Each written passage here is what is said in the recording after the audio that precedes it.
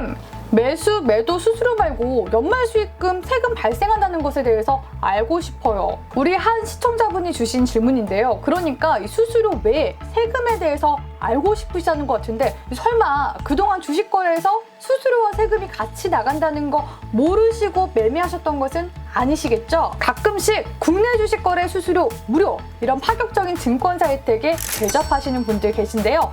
이 막상 주식 거래를 해보면 매도 후에 내가 예상했던 수익금과 달라서 당황하신 적도 있으셨을 것 같습니다. 이후에 수수료랑 세금이 같이 나갔던 거구나 하고서 깨닫게 되시는데요. 오늘은 주식 세금에 대한 종류부터 앞으로 도입되는 세금까지 뭐가 있는지에 대해서 알아보는 시간을 가져볼까 합니다. 영상 시작하기 전에 구독과 좋아요 꾹 한 번씩 눌러주시고요. 오늘의 영상 시작해보도록 하겠습니다.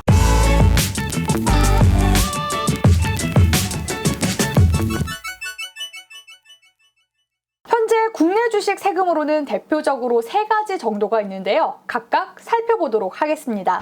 첫 번째는 증권거래세인데요. 아마 주식을 한 번이라도 거래를 하셨다면 자연스럽게 납부를 하셨을 세금입니다. 이 증권거래세는 말 그대로 주식을 거래할 때 발생하는 세금을 말하는데요. 이 특징은 매수할 때 부과가 되지 않고요. 매도할 때만 부과가 됩니다.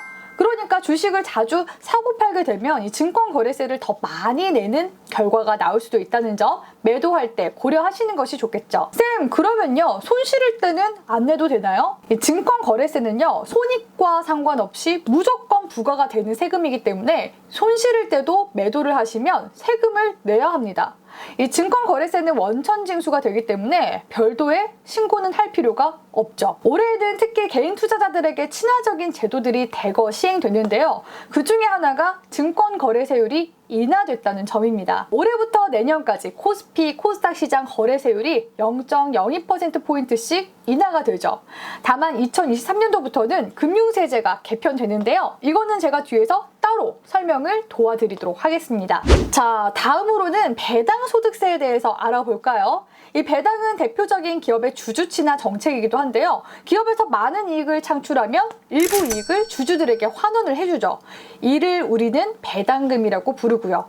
이 배당소득세는 배당금에 대해서 과세하는 세금을 말하는데요. 시장 구분 없이 15.4%를 원천 징수합니다. 그러니까 별도 신고를 할 필요는 없는 거죠.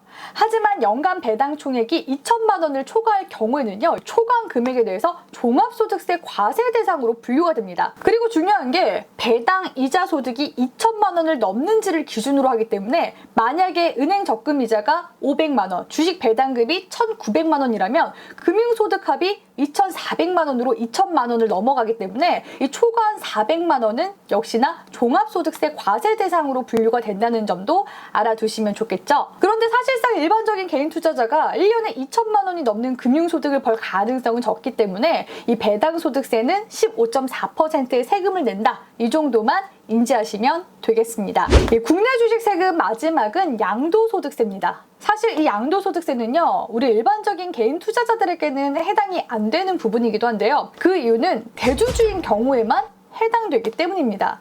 이 대주주 요건은 다음과 같은데요. 만약 자신이 대주주가 돼서 주식 양도소득세를 내야 한다면 양도 차익에 따라 22%에서 23%의 양도소득세를 내야 합니다. 당초 기재부에서는 대주주 요건을 강화해 지분 보유액 10억 원에서 3억 원으로 낮추려고 했었는데요. 하지만 반발이 심해서 유예되고 있는 중이기도 합니다. 이 한국예탁결제원에 따르면 지난해 말 기준으로 종목별 보유액이 3억 원에서 10억인 투자자는 21만 명이라고 합니다. 만약 대주주 요건에 해당해 특정 종목의 주식 평가액이 10억 원을 넘을 것 같다 한다면 올해 말까지 일부를 팔아 10억 원 아래로 낮추면 절세 효과를 볼 수가 있습니다. 그러니까 대주주가 아닌 소액주주로 인정을 받으면 내년에 주식을 팔 때 양도세를 내지 않아도 되는 거죠. 다만 대주주들이 이처럼 절세를 위해서 양도세, 회피, 물량 털기를 하면 주가가 빠질 가능성이 높은데요. 그래서 하반기가 되면 대주주들의 양도세 회피가 악재로 작용하기도 합니다. 대주주 등재는 보통 연말 주주명부 폐쇄 시점이 기준일이고요. 국내 증시에서 주식 주문은 체결일 이틀 전에 주문을 넣어야 하기 때문에 실제로 대주주에 등록되는 것을 피하려면 12월 28일 전에는 매도하셔야 합니다. 그런데 최근에는 대주주 요건 금액이 하향되면서 발빠르게 대응하는 투자자들은 11월에 매도를, 더 빠르게는 10월부터 보유 지분을 줄이는 게 트렌드입니다. 그렇기 때문에 이번 10월 급락장 여파에 이 대주주 양도세 회피 물량도 한몫했을 가능성도 높아 보인다는 거죠. 실제로 10월 증시는 계절적인 요인으로도 분석해봤을 때 평균적으로 증시 성과가 좋지는 않았습니다.